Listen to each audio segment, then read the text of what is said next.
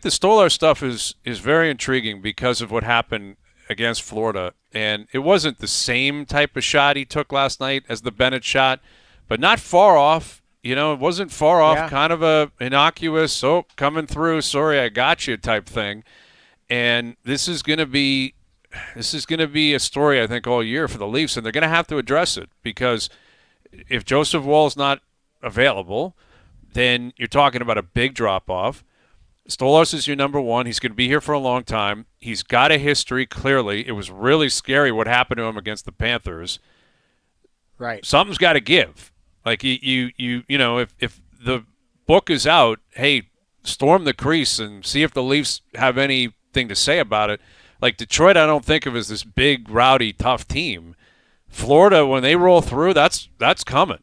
Like, Florida's going to crash the net and just say, you want to do something about it? Let's go.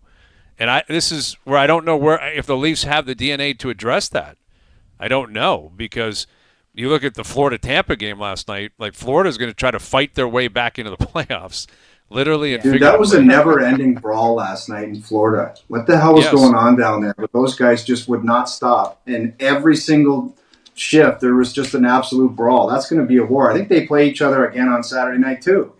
Right. And that's it. And that's Tampa's chasing Florida, right, Noodles? Like, in terms of that first round last year, Florida just kind of dusted them and pushed them around and said, see you later. Is there a bigger rivalry from a physicality standpoint right now in the NHL? I think I genuinely believe those two organizations hate each other. Mm-hmm. Like, there's a lot of vitriol. I get it, Leafs, Ottawa, Rangers, Islanders, Battle of Alberta. But I think those are two heater teams, heater organizations that hate each other. And every time, regardless if it's exhibition, regular season, there's going to be fights and dust-ups. There is just no love lost there. And it didn't surprise me seeing that last night. No, me neither. And it was A.J. Greer started it. He got fined. I didn't think it was like crazy what he did to Hagel. It was greasy, for sure. It was a greasy little play. And Hagel's a kind of greasy little player himself. And I mean that as a compliment. Like, Hagel will get in there and jab at you, and he'll chirp, and he'll do his thing. And, this really isn't that much what Greer did to him. But still, it led to craziness the rest of the game. And you're right. In terms of physicality, in terms of wars, in terms of really quality teams, these are the last two dynasties in the league. Like, between Tampa and Florida, that's 6 straight Cup finals. But between the three of them, they've always been in the Cup final. It was Tampa, then they passed the baton to Florida.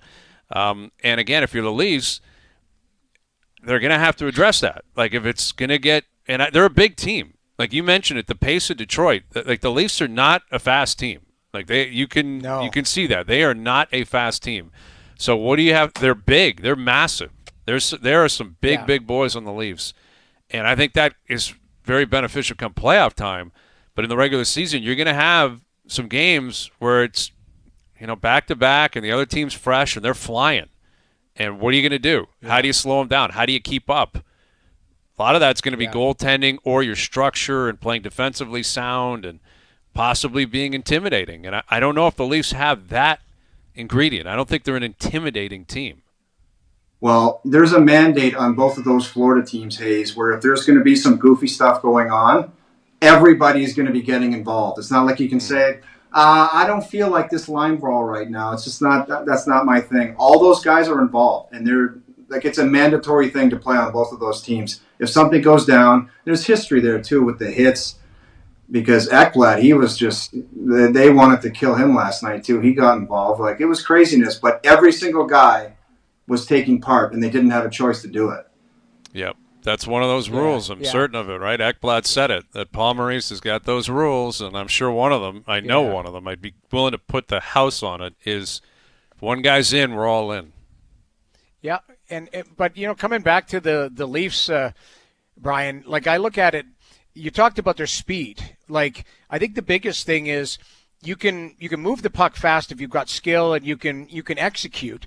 But where I saw just slightly last night, and again, I'm not judging on one night, but their D are big, but they're not super mobile. They're good skaters, but they're not. That's the one thing where I noticed Detroit was able to apply some pressure because the D were going back and taking hits, and if it gets turned over, they're stuck in their own zone. That was the biggest takeaway outside of mailing it in for a last home game for them.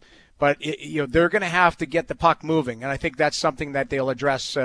Either just internally going, hey, guys, let's be a little sharper, let's move it. But they looked a little bit big and sluggish back there, but not as crisp as I would like to see them, because it's going to happen. Opening night's coming here soon. Yeah, it's coming quick. Yeah, it is. And listen, it's a preseason game. It's funny. Matthew said after the game, well, we're all healthy, so it's all good. And that was actually inaccurate because Lawton got hurt. Yeah.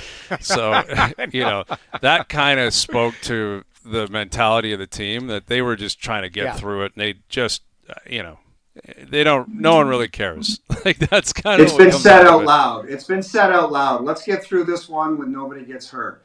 You would like the crowd performance with the heater lineup, but it just didn't happen. It didn't happen. It did not happen. And Detroit came into play, and they look good. And Stolarz got like 2 or 3 preseason games worth of work last night, so he'll be ready to go.